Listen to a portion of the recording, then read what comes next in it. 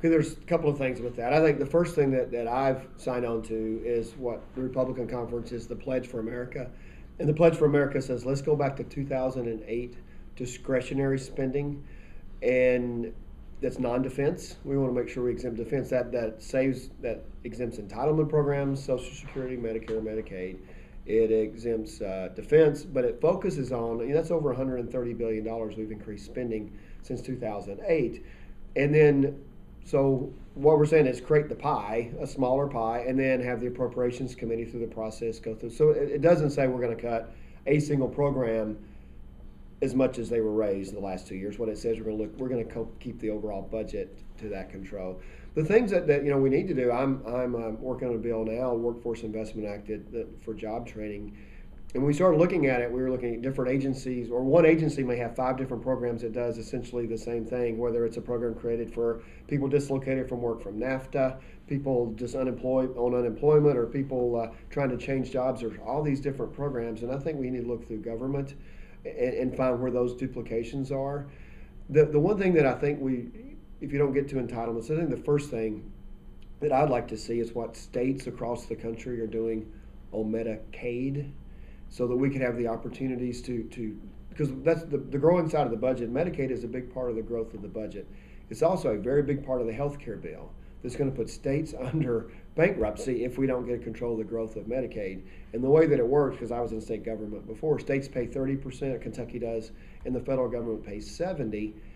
And as they would walk around, people go around Frankfurt saying, here's a new program, it's Medicaid eligible, it only costs us 30 cents on the dollar.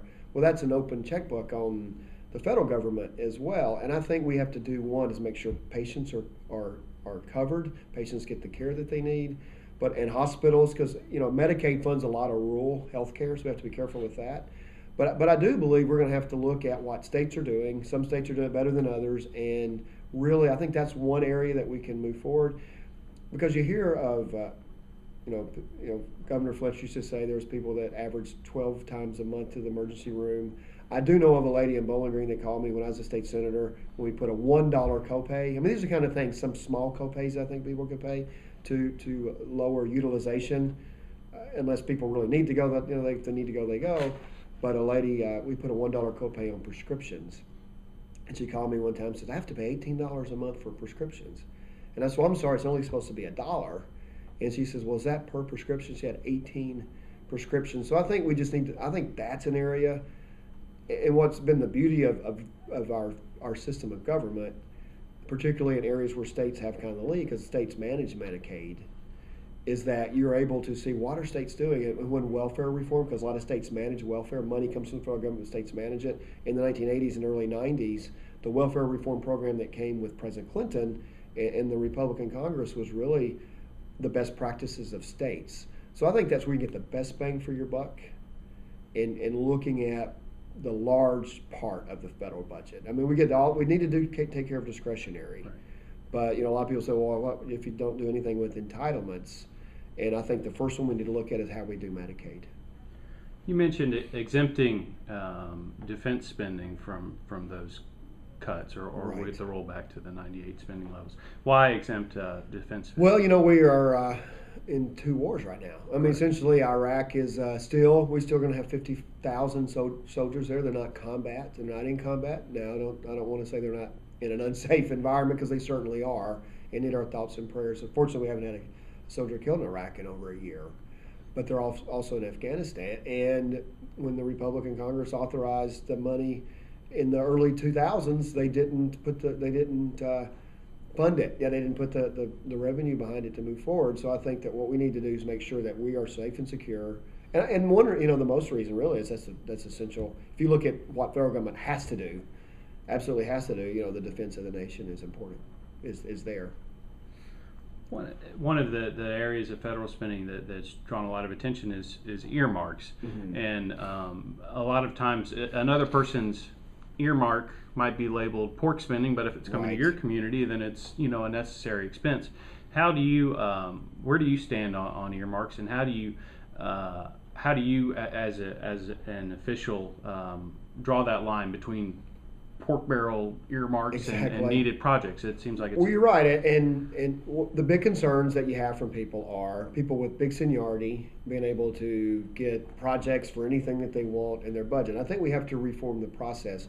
The best example, and it wasn't technically an earmark because we weren't in budget session, but we were able to get through a grant program here in Owensboro, Panther Creek.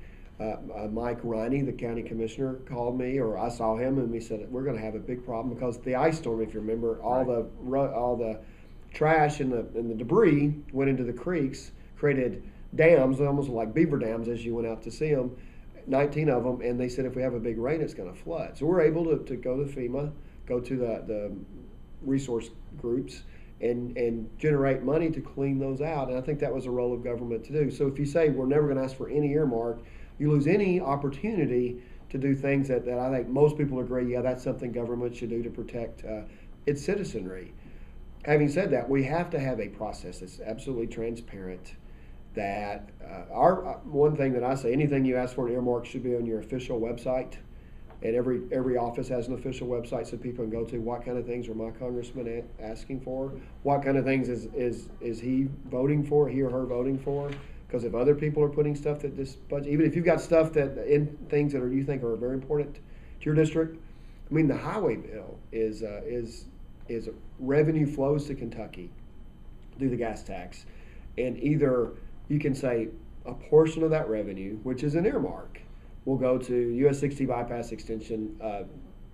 Senator Bunning did it with getting the I-69 corridor, and I'm still interested in the Natural Parkway being a spur, being a 565 or 365 or 165, and that would have to be done through Congress directing the Transportation Department to do that. So just saying I don't want to take care of the highway system or emergencies in Owensboro isn't a responsible stance. But I do know what the problem is. I've seen the problem, and I know why people are upset. When you build a bridge to nowhere, as it's been famous in Alaska, that's a real problem. And the question is, you have to convince people that a community that's the third largest city in Kentucky deserves access to an interstate, but not building a bridge to know. You have to have a process that allows that to happen without the other.